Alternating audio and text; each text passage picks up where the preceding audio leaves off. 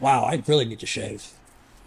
Reflecting on Donald Trump's historical election win, I'm not someone who usually dives into political conversations, but this event feels too big to ignore. Here I am, an American abroad, watching my homeland from a distance, sipping an espresso in a European cafe while processing one of the most dramatic political comebacks in recent history. And I can't help but think that Trump's win, in all its shock and spectacle, says something much larger about the state of American politics and maybe even democracy itself. Let's start with Kamala Harris's concession. Her message was clear and heartfelt. She championed values like freedom, opportunity, and justice, all while acknowledging defeat. She spoke with dignity, no doubt, and tried to connect on issues she long advocated for, like women's rights and democracy.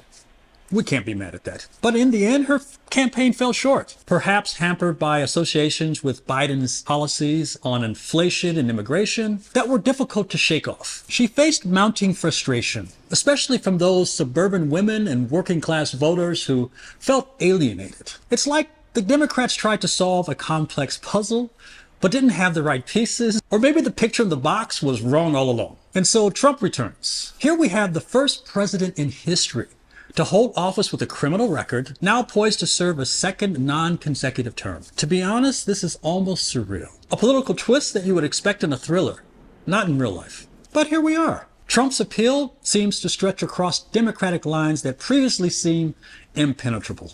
His voter base is remarkably broad, including significant support from Latino and Black voters. Why? Maybe it's because people saw in him someone willing to shake things up. Someone who isn't afraid to say the unsayable and stand against what they see as a stagnant establishment. There's a raw honesty, albeit abrasive, that resonates with those who feel sidelined by conventional politics. And that mandate he carries, it's as bold as it gets. Trump's agenda is a throwback to his signature themes: border patrol, protectionism, and yes, a healthy dose of retribution. He's proposing strict measures like a 20% tariff on imports and a renewed push for American energy independence. There's a message here. The U.S. will look after itself first. His supporters see these policies as a path back to stability and self-reliance. But for many, especially those outside the U.S., it's a return to isolationism.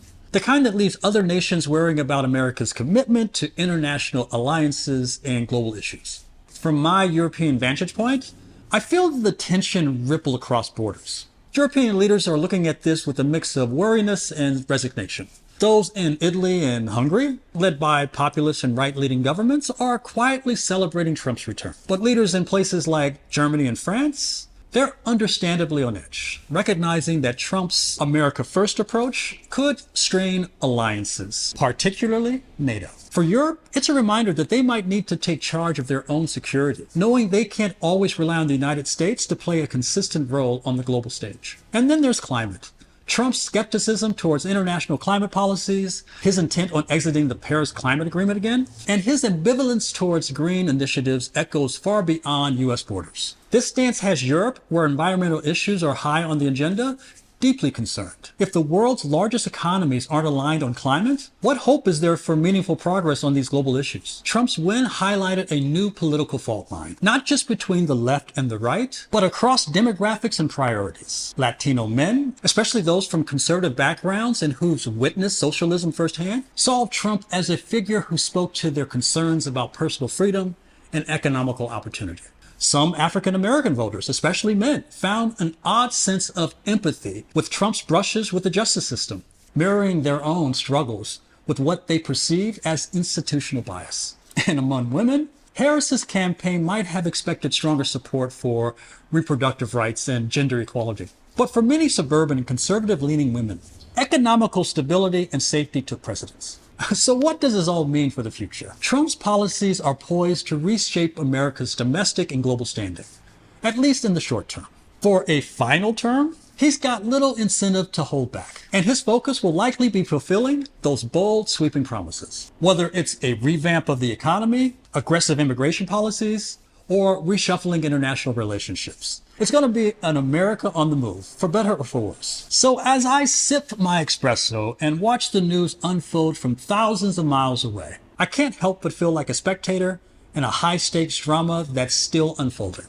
Trump's return is polarizing, to say the least. And maybe at the heart of it, this election speaks to the collective reckoning. A moment for Americans, particularly those in the Democratic Party, to lick their wounds, as they say, and to reassess. America is in a transformative moment, one that will shape the course of nations' identity and values. And perhaps, for all of us watching, this is a reminder that democracy, with all of its imperfections, is still an experiment. One that's messy, unpredictable, and at times, incredibly daunting. But therein lies the hope, too, that these twists and turns, we might find a path forward, however winding it might be.